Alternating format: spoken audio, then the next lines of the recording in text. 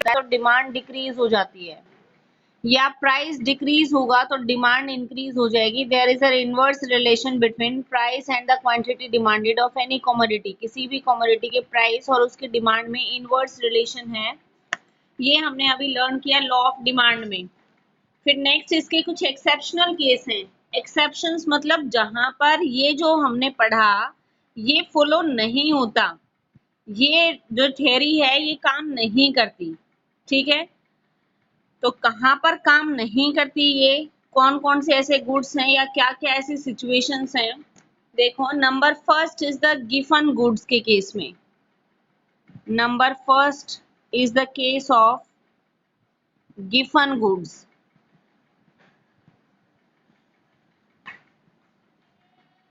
Given goods क्या होते हैं? गिवन गुड्स, गिवन एक इकोनॉमिस्ट थे sir Robert Giffen. Sir Robert Giffen, ठीक है। उन्होंने अपनी सिटी में क्या देखा, उन्होंने कुछ ऑब्जर्व किया। क्या ऑब्जर्व किया? उनकी सिटी में सपोज हम इकोनॉमी में मान के चलते हैं दो ही गुड्स प्रोड्यूस होते हैं, एक तो ब्रेड और एक मीट, ठीक है।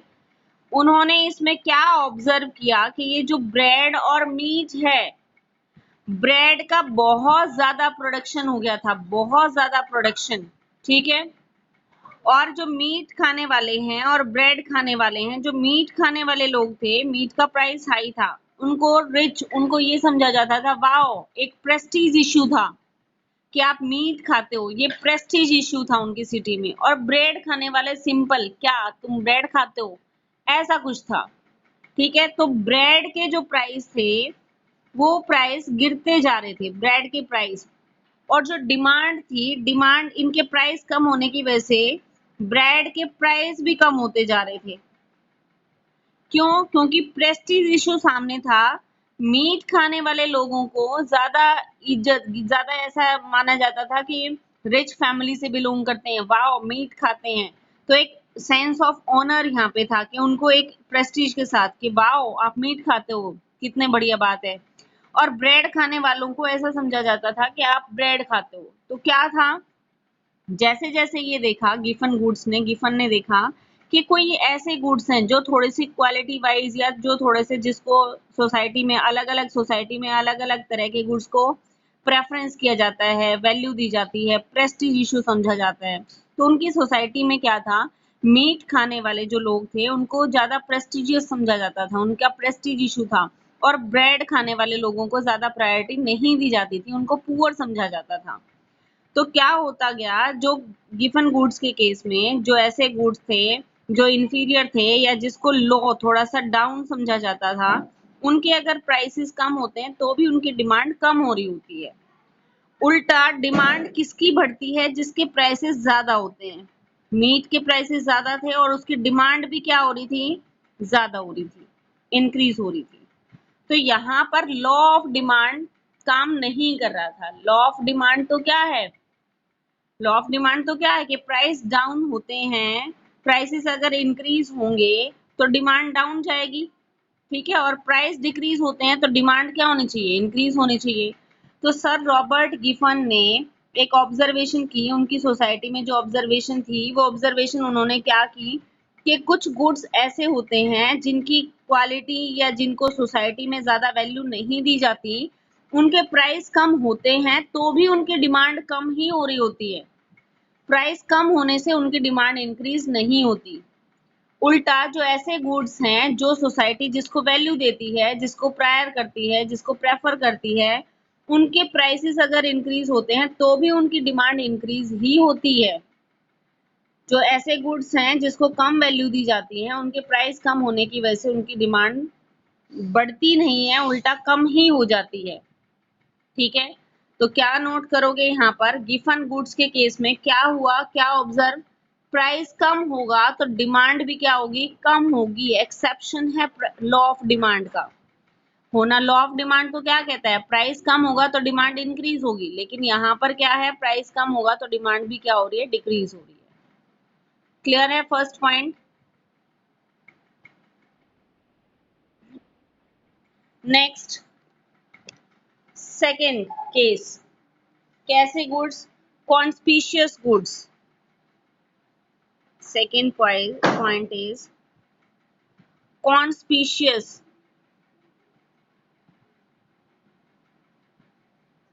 कॉन्स्पिशियस गुड्स, ठीक है, या स्नॉब गुड्स, इनको स्नॉब गुड्स भी बोलते हैं,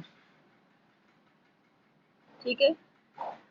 highly prestigious goods, highly prestigious goods जैसे क्या है, जो कॉन्स्पिशियस गुड्स होते हैं वो सोशल या स्टेटस सिंबल होते हैं।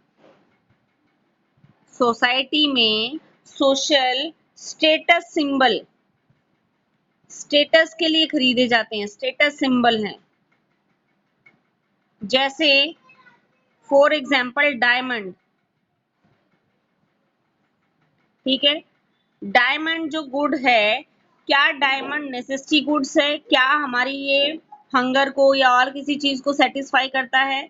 अगर डायमंड में सेटिस्फेक्शन पावर है तो सिर्फ किस चीज को सेटिस्फाई करता है? स्टेटस सिंबल है, सोसाइटी में हमारा स्टेटस शो करता है अगर हम डायमंड खरीदते हैं। तो कौन खरीदता है? Rich people. मैं और आप जैसे तो खरीदते नहीं है। जो डायमंड है वो स्टेटस सिंबल है। तो स्टेटस सिंबल कौन से गुड्स का होगा? अगर प्राइस ज्यादा होंगे तो और ज्यादा स्टेटस शो होगा। जितना हाई, जितना महंगा डायमंड खरीदेंगे उतना ही हमारा स्टेटस क्या होगा? इससे ज्यादा होगा, स्टेटस शो करता है। तो ऐसे गुड्स के जब भी प्राइस इंक्रीज होते हैं, प्राइस इंक्रीज होंगे तो प्राइस इंक्रीज होने के साथ साथ इनकी डिमांड भी क्या होगी? इंक्रीज हो जाएगी। जितना महंगा डायमंड, जितने ज्यादा कॉस्टली गुड्स, उतने ही ज्यादा स्टेटस, उतने ही प्रेस्टीज, ठीक है, उतना ही स्टेटस सेटिस्फेक्शन। तो यहाँ पर भी क्या हो रहा है? प्राइस इंक्रीज होने के साथ साथ डिमांड भी इंक्रीज हो रही है। कॉन्स्पिशियस गुड्स या स्नॉब गुड्स कौन से गुड्स हैं? जो हमारा स्टेटस शो करते हैं। स्टेटस मतलब हम कोई भी गोल्ड है, ठीक है, डायमंड्स हैं, इनको खरीदते हैं। तो कब खरीदेंगे लोग? स्टेटस दिखाने के लिए। जितना ज्यादा प्राइस होगा उतना ही ज्यादा स्टेटस शो होगा। तो प्राइस इंक्रीज होने पर डिमांड भी क्या हो रही है? इंक्रीज हो रही है। तो ऐसे गुड्स के केस में भी लॉ ऑफ डिमांड काम नहीं करता। ऐसे गुड्स के साथ क्या होता है? whenever price increases, demand also increases. Clear? Done bete? Okay. Now third point is emergency goods. Third point, not emergency. Emergency goods कौन से गुड्स होते हैं? इमरजेंसी गुड्स में कौन से गुड्स को लेंगे? फॉर एग्जाम्पल मेडिसिन, मेडिसिन्स हैं। मेडिसिन्स क्या हैं? इमरजेंसी गुड्स हैं, ठीक है। हम बीमार हो गए, कोई भी डिजीज आ गई, तो ये क्या है? इमरजेंसी गुड्स हैं। इमरजेंसी गुड्स के केस में क्या होगा? ऐसा तो नहीं है कि हमें इमरजेंसी आ गई है, बीमार हो गए हैं, कोई एक्सीडेंट हो गया है, तो हम प्राइस कम होने का वेट करेंगे कि प्राइस कम होंगे तभी हम इसकी डिमांड करेंगे, ठीक है। तो ऐसा वेट तो हम नहीं करेंगे। जैसे भी हमारी इमरजेंसी है, चाहे वहां पर प्राइस ज्यादा है या प्राइस कम है, ठीक है, तो हमें उसकी डिमांड करनी ही पड़ेगी। तो हम इसको फॉलो नहीं कर सकते इमरजेंसी गुड्स के केस में कि प्राइस कम होंगे तब डिमांड, या अभी प्राइस ज्यादा है तो अभी रहने दो, ठीक है, हम ऐसा वेट नहीं करते। तो मेडिसिन के केस में या इमरजेंसी, कोई भी इमरजेंसी गुड्स हैं जो इमरजेंसी हमें पड़ती है, अभी अभी हमें जरूरत है उसकी, तो whatever the price there, वहां पर लॉ ऑफ डिमांड काम नहीं करेगा। जो भी प्राइस होगा उसी प्राइस पर हमें उसको परचेज करना होगा। Clear that point? Next is, ये आपकी बुक में है, सारे रीड करोगे अच्छी, वहां पर मिल जाएगा आपको। अब समझ आ गया कंसेप्ट क्लैरिटी के लिए। Next is the fourth point, that is necessity goods. Necessity goods, necessity goods क्या हैं? जो रूटीन लाइफ में नेसेसरी हैं, ठीक है, जो गुड्स हमारे लिए नेसेसरी हैं। जैसे क्या हो सकता है नेसेसरी हमारे लिए, क्या है? सॉल्ट। तो सॉल्ट के केस में क्या होगा? सॉल्ट है, ऐसा तो नहीं है कि ठीक है जी प्राइस कम हो रहे हैं सॉल्ट के तो स्टॉक करके रख लो, 2-3 बोरी खरीद लो, खाने में ढेर सारा खाया करो, एक प्लेट भर के नमक खाओ। क्या ऐसा पॉसिबल है? या अब प्राइसेस बढ़ रहे हैं तो डिमांड बंद कर दो, नमक खाना बंद कर दो। तो ये लॉ ऑफ डिमांड वर्क नहीं करेगा नेसेसिटी गुड्स पर। नेसेसिटी गुड्स की तो डिमांड क्या रहेगी? सपोज अगर हम इसको ग्राफिकली प्रेजेंट करेंगे तो नेसेसिटी गुड्स क्या है, यहाँ पर अगर हमने क्वांटिटी ली और यहाँ पर हमने प्राइस लिया, जब प्राइस इतना था तो भी हम इतनी क्वांटिटी हमारे लिए सफिशिएंट थी, ओ क्यू क्वांटिटी। प्राइस कम हो गया तो भी हम इतनी ही क्वांटिटी खाएंगे, प्राइस ज्यादा था तो भी हमने इतनी क्वांटिटी खाते थे, और भी प्राइस बढ़ जाएगा तो भी नमक इतना ही खाएंगे, और यहाँ पर चला जाएगा तो भी नमक इतना ही खाएंगे। तो जो डिमांड कर्व होता है वो पैरेलल होता है वाई एक्सिस के, parallel to Y axis necessity goods के केस में। मतलब नेसेसरी है, जितनी नेसेसिटी है, प्राइस कुछ भी हो हम उतना ही परचेज करेंगे। क्लियर बेटे? Necessity goods. Next is number 5th point is habitual goods. ठीक है, हैबिचुअल गुड्स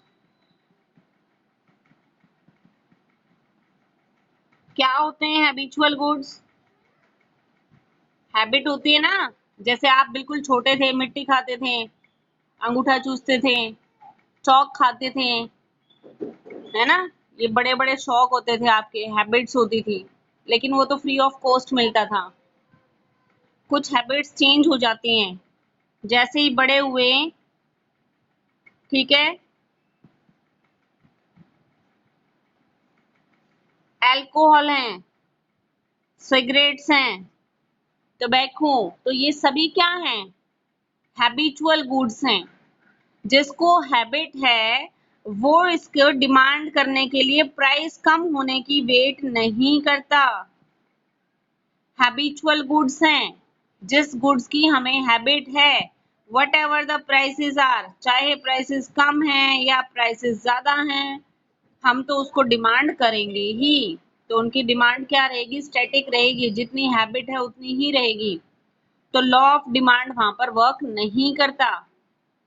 ठीक है, तो यहाँ पर भी हैबिचुअल गुड्स के केस में भी क्या रहेगा? डिमांड अनचेंज रहेगी, चाहे जो मर्जी प्राइस हो, प्राइस हमारा कुछ भी हो, जो क्वांटिटी डिमांडेड होगी वो चेंज नहीं होगी, चाहे प्राइस इंक्रीज हो या प्राइस डिक्रीज हो। डन? क्लियर बेटे सब?